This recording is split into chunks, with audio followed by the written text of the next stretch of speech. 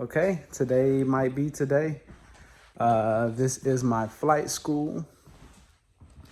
It's not large.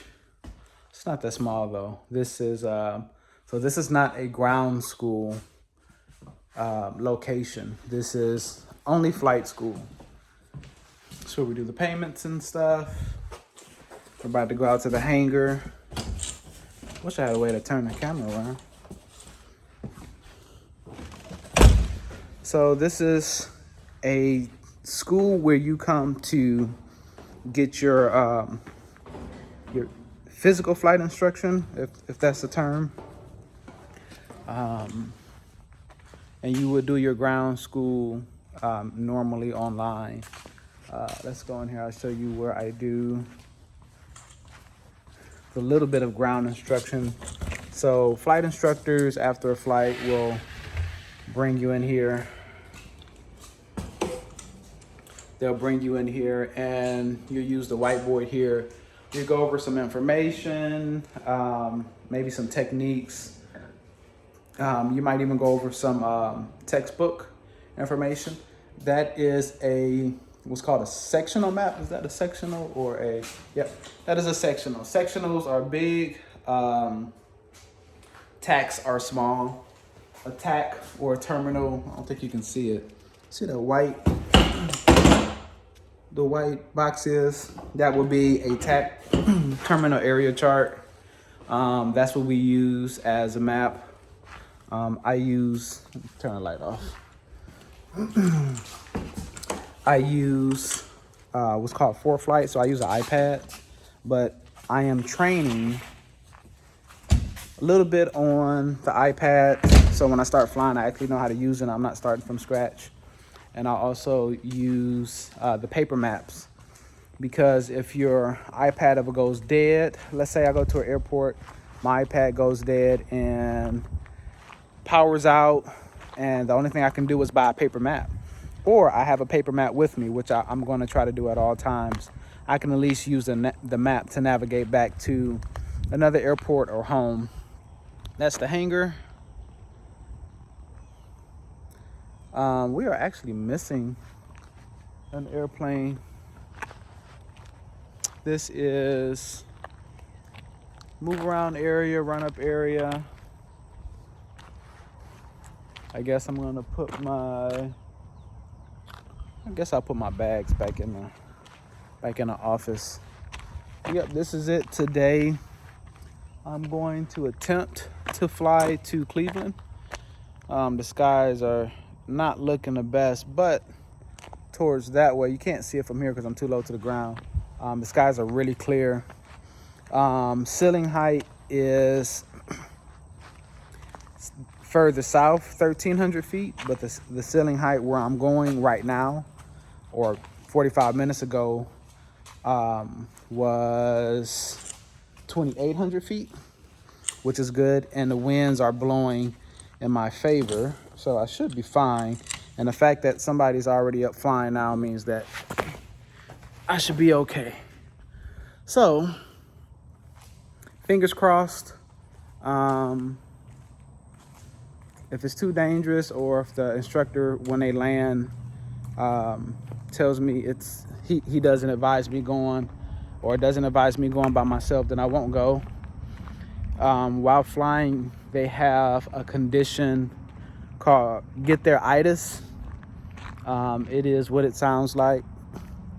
And it is when a pilot is either really anxious to fly the airplane, or to get home, or to get wherever. Let's say I took the weekend off and everybody prepared to fly to San Antonio for the weekend, and the conditions look shaky. It's like, I did all this work to prepare for the day. I legally can fly, but it's not the best weather. That condition of wanting to get there is called get there itis. So I try to consciously not have a get there itis. Here are the two of the planes. I fly neither. Let's try this. Oh, you guys seeing that? Yeah, so this is the 150. I don't fly this plane because it's too small. Let me take that back. It's not that it's too small. I don't fly it because it's small. This is actually the first plane that I learned how to fly on. It's really small in there, like two adults have a really hard time fitting in there. So I don't fly it because I don't anticipating my first airplane to be that small. I do have plans to buy a larger aircraft. So I want to train in a larger aircraft.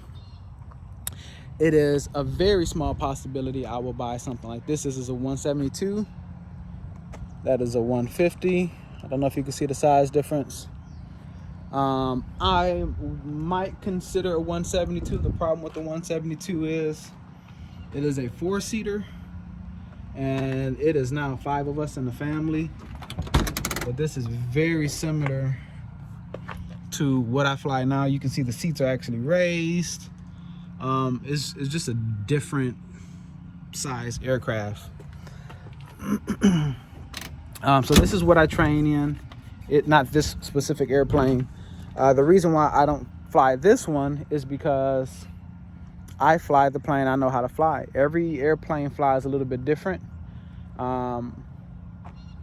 Even having a different person in the airplane is going to make the airplane feel a little bit different. So I try to stick to what I know. When it's time for my check ride, for me to meet with the examiner, I have to perform maneuvers like almost exactly like right on the nose. And if I'm not used to the way that airplane climbs, or I'm not used to the way it stalls, I can go beyond what my minimum tolerance level for the climb or descent or turn or whatever the case may be. So the airplane that I fly is November 19729. That's November 79943. So I like to stick with what I know. This is the fueling station. So the question, why am I doing this video? Because I like to create a lot of memorabilia. When I'm 50 or 40 for that matter, I am currently 37. I will be 38 this year. I think that's right. When I'm 45 and I'm flying and I have my own airplane and I'm proud of my achievements, it's amazing to be able to go back at this video and just see, like, man, that's where I started, and the struggles I had, you know, learning certain areas of flight. So let me let you know where I'm at now. I am at the point where I can pretty much get into an aircraft. Let's say my plane. I can get in my plane and I can fly. Like I have no doubts about, well, obviously because the instructor has certified me. So I have my my medical clearance, and I have my FAA clearance. So I feel comfortable getting in the airplane and going somewhere. Because of my iPad and the ease of use, I feel comfortable going anywhere well, not anywhere in the country. Mountains scare me because of the winds. Now, I do not feel like I have mastered being a pilot. It's May. I started in April. So, of course, I haven't mastered flying in 2 months. The flying part is not so hard. My frustration comes with me not have mastered the tech stuff, knowing everything that I need to know about weather, and knowing everything that I need to know about airspace. Airspace is really tricky. What's the speed limits and what equipment do you have to have? And most of the stuff I know, but I found this specifically with aviation, changing one word in the question, which is, I mean, for any question, but changing one word in a question, it could be a simple word as outside or inside the airspace, or One little word can trip you up, and my brain, I read fast. My brain interpolates fast, which means I need to slow down when I'm reading to fully understand what is the question asking me. So part of that is how I read. The other part of that is I have not fully mastered the information. So I'm going to be doing more studying. I have taken and finished Sporty's ground school. So if anybody trips up and finds this video, it is amazing. Those are the hangers down there, Winsock, obviously. I'm at North Houston. I'm at 9 X-Ray 1 for those who want to look up my airport. I don't know if it's going to be here much longer. I heard they were doing renovations or something. So I'm talking because I can, because I have a full battery, because I'm waiting on my plane to get here, because I want to save and record memories. So I'm kind of being a chatterbox, almost intentional. But going back to my lack thereof of knowledge, I think, you know, within a couple months I'll be pretty proficient. And now that I speak about it or say it out loud, I have only been flying for 2 months. In 2 months, I am halfway through getting my pilot's license. I also have not flown in 2 weeks because of weather. So I'm doing pretty well. I think a lot of people, it takes them 6 months and about 60 hours. I did 15 hours. I did 16 hours in 4 weeks. So that's pretty cool and pretty expensive.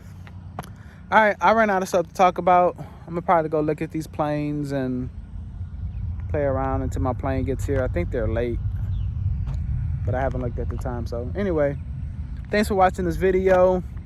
Future you, I hope you're doing great. You will do great. The Lord is on your side. Keep tithing.